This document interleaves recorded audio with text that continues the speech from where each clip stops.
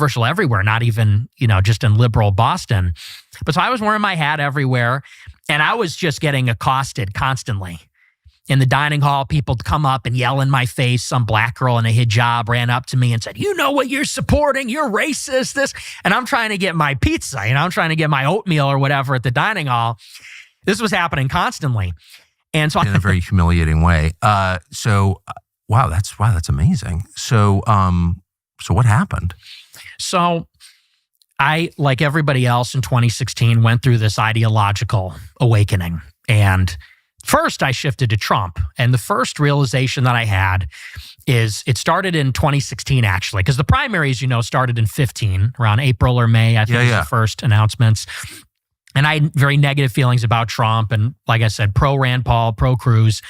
But when the actual Iowa caucus happened and the primaries began, I saw that Trump was dominating. And every night in the Super Tuesday, when they had all the big contests, one after the other, I remember the media was furious that he was winning one after the other.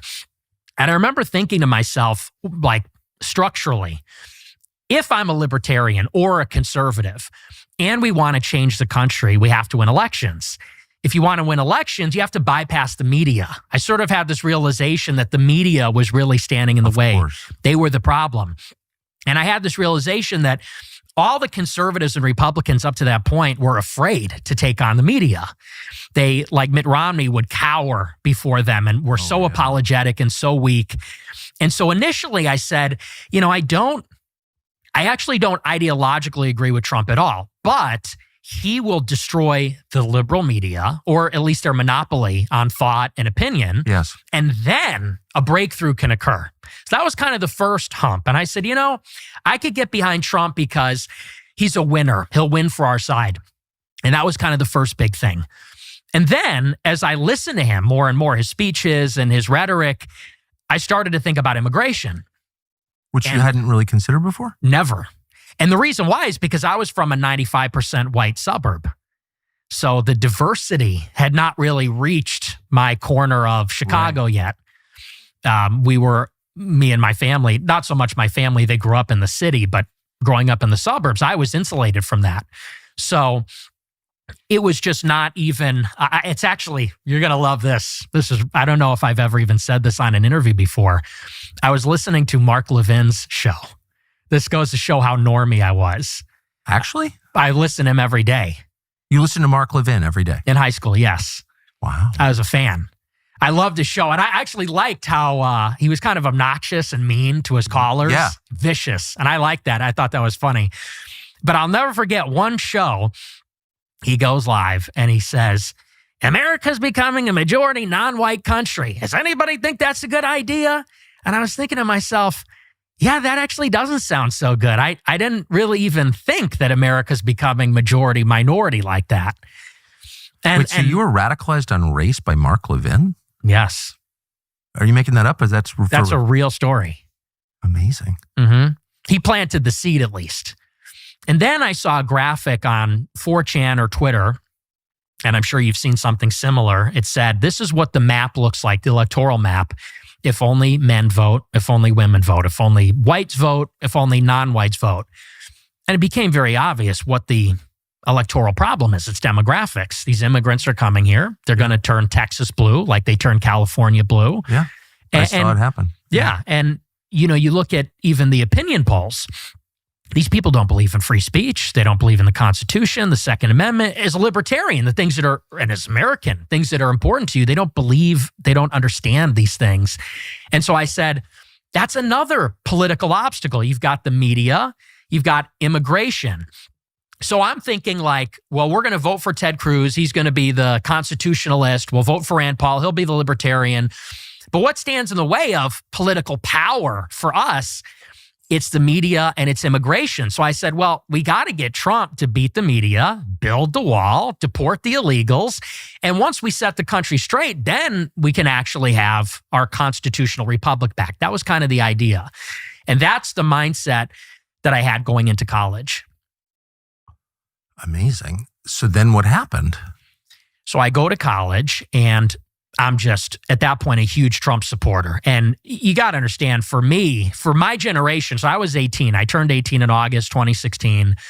And to us, That's Trump... amazing. Yeah. Well, because we're like the first generation that was influenced by Trump coming of age in that moment. No, I say it's amazing because when you're living in something, you don't appreciate its full significance. But to be like the savior of Western civilization, we looked at him as like, and by we, I mean me and all the online kids, teenagers that supported him, we really believed the hype. Like Teflon Don, like he could go into any scenario and win. Like he was unstoppable, unflappable. Nobody could score points on him. He just seemed like, they said you can't stump the Trump. Like he could not be stumped. And so he just had this aura of inevitability, invincibility. And I loved that. And so I went to Boston University. I got on campus in September, and I was wearing my MAGA hat everywhere, in the dining hall, walking down the street. And it's a city campus. So you're walking down Commonwealth Avenue and, you're in the city of Boston, which is super liberal. And at that time, it's different than it was now. People were getting fired for wearing MAGA hats. People were getting punched in the face. It was like being a Trump supporter was out there actually back then. It was controversial. It was controversial everywhere, not even, just in liberal Boston. But so I was wearing my hat everywhere, and I was just getting accosted constantly. In the dining hall, people would come up and yell in my face. Some black girl in a hijab ran up to me and said, "You know what you're supporting? You're racist, this." And I'm trying to get my pizza, I'm trying to get my oatmeal or whatever at the dining hall. This was happening constantly. And so I was going then on Twitter, and I had a small Twitter account with my real name and face, and I had, maybe 200 followers, and I'm posting about my experiences. And I caught the attention of a lot of people on campus for wearing the hat, for posting on Twitter, and they found my Twitter. You've only been there like a month? Less, weeks, maybe 3 weeks. This is starting to kick up.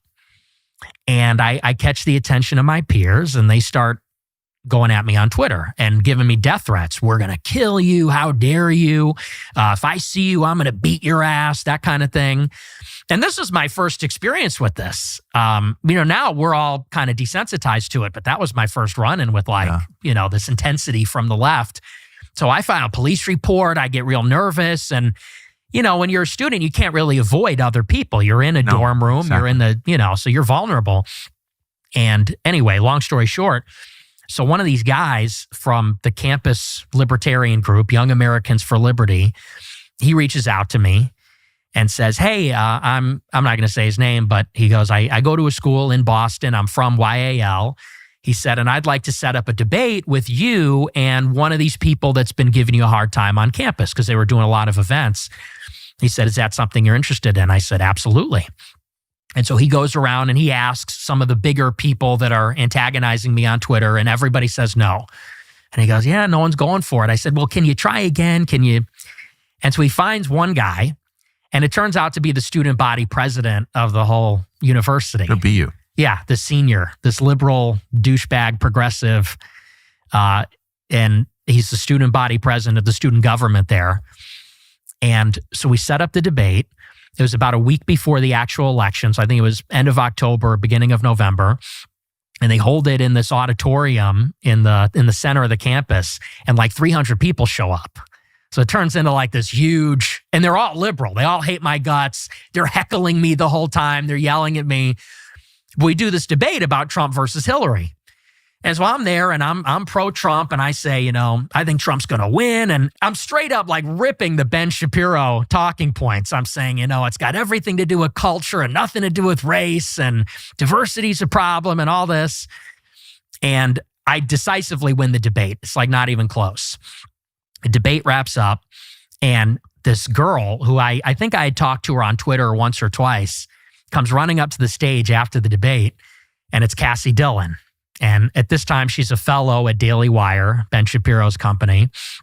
And like I said, I barely knew her. And she comes running up and she says, "Oh my gosh, I live streamed this debate on Periscope on Twitter." She said, "And 30,000 people watched it, and you have like 5 job offers. You did incredible." I said, "Wow, I don't know what to say. That's great." She goes, "You're 18 years old." Yes. So it's like happening very quickly for me, And she goes, do you want to do a post-game interview after the debate? I said, sure. And so she asked me about how I thought the debate went and what my views are and things like that. And, very normal stuff. And then at the end, she says, I just got back from doing study abroad in Israel. She goes, and it was amazing. Would you ever take a trip to Israel? And I said, no, I think I got everything I need right here in America. And she goes, oh, okay. And she wraps up the interview. And that was a little bit of foreshadowing. And this begins a relationship, not a romantic relationship, but we become friends and we start talking. And she's plugged in, like I said, a Daily Wire. She's talking to people at Right Side Broadcasting Network, the college Republicans. I start to develop this friendship with her. And over time, she lands me this show on Right Side Broadcasting Network. And in this time, I'm really starting to lean into America first. I'm becoming more pro-Trump as time goes on. And what really stood out to me was Trump's inaugural address in January 17th. So this was just a couple months later. And in Trump's inaugural, he says famously, a new vision will govern our land. It's going to be only America first, America first. And I said, that's me. Like, that's what I believe. Yeah. I'm an American nationalist. Me too. Fully at this point, not even a conservative. And there was one thing that happened just before that really struck me as strange. And I've told this story before. I'm not going to spend too much time on it, but suffice to say, Barack Obama in the lame duck period, so the Democrats lost the election, he's on his way out. There's a resolution in the Security Council condemning the settlements in the West Bank in Israel. And typically, the U.S. delegation will veto those resolutions condemning Israel.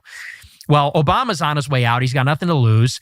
So the U.S. delegation abstains from the resolution, and it passes. And Fox News and all the pro-Israel conservatives are calling him an anti-Semite. They're saying he hates Jews. He's an anti-Semite. He hates Israel. And I saw that, and it struck me as strange because it seemed hypocritical. It seemed like how when conservatives would critique anything about race, we got called racist, or anything about feminism, we got called sexist. All Obama did was uphold U.S. policy on the West Bank that we've had since '67, which is we don't support the settlements. I said, how is it anti-Semitic to just be consistent on our U.S. foreign policy? Like I said, which is a Republican-Democrat consensus. And I got attacked for this. I wrote a big article about this. I tweeted about it. I tweeted to Ben Shapiro. I said, I've never seen anything on the Daily Wire that's actually critical of Israel. And he quote tweets me. And at this time, I have 1,000 followers on Twitter. How old are you? I'm 18.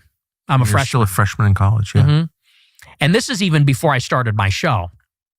And I don't know, I probably got 100 likes on this tweet. It wasn't a viral tweet. He quote tweets me and says, to accuse a Jew of dual loyalty is the surest sign of anti-Semitism.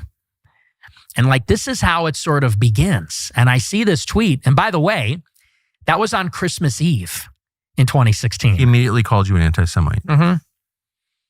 So I'm driving to Christmas Eve Mass with my family. And I see on Twitter, the notification comes up, Ben Shapiro quote tweets me, calling me an anti-Semite. And I was like, what is this? Why is this guy attacking me? Because I don't have a platform at this time. I'm not an influential guy or anything.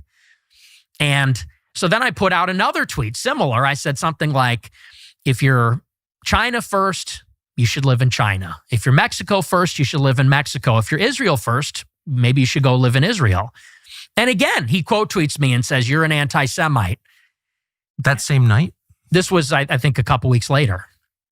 Happened a little bit further down the line. And so... Were you surprised that he knew you were? Yeah, I was. I was surprised at why he cared. Yeah. Because I'm thinking, how does he even know who I am or what I'm about? And It turned out that Cassie Dillon, she had texted him earlier and she wanted him to take me under his wing. She texted him after that debate and said, you really like this guy. He's amazing. He did this great debate. She goes, but he's a little too pro-Trump. He's a little too Trumpy. And he goes, I'll take a look. And so I guess the two of them were kind of grooming me in a sense. They wanted me to go maybe and be a Daily Wire, or maybe looking me as a potential conservative activist or influencer. And so they started paying attention to me, and the more critical of Israel I was, I started to get this really intense pushback from the both of them and from a lot of the people at Daily Wire. Why do you think, so you're an 18-year-old college freshman, you're clearly talented and you're engaged, you're really interested, and you ask not crazy questions like, what is this? Mm-hmm. And rather than explain it, they just call you a racist, call you an anti-Semite. Like, that's the first response. That seems like the least effective, well, it turned out to be not very effective in your case, but that seems like the least effective thing you could do. Why do you think they did that? Well, I think that you have to look at it not in retrospect, because hindsight is 20/20. And so looking back, you could say they made a terrible mistake because look at sort of what they provoked or what they catalyzed. But at that time, you got to consider, I'm 18 with no following, with no network. I'm coming from the suburbs of Chicago. My parents didn't go to college. I have no connections. And so for them, it was very easy that if they detected that a promising young guy was going to become anti-Israel in the conservative movement, they could crush that person easily and grind them under the heel. So they sort of were alerted, oh, there's a precocious young guy that isn't on board with Israel. We'll keep an eye on him. And if he gets too vocal or popular, we'll cut him down, we'll crush him. Because at this time, as you know, in 2017, it's a very different time. 2016, 17, any criticism or dissent on the subject was a death sentence. You became radioactive, unhireable, blacklisted, and that's exactly what happened. And basically from then on, it was just this escalating series of blacklisting, censorship, hit pieces, rumors to try to ostracize me from the movement. And while you're a college student? yes, as a freshman, yeah.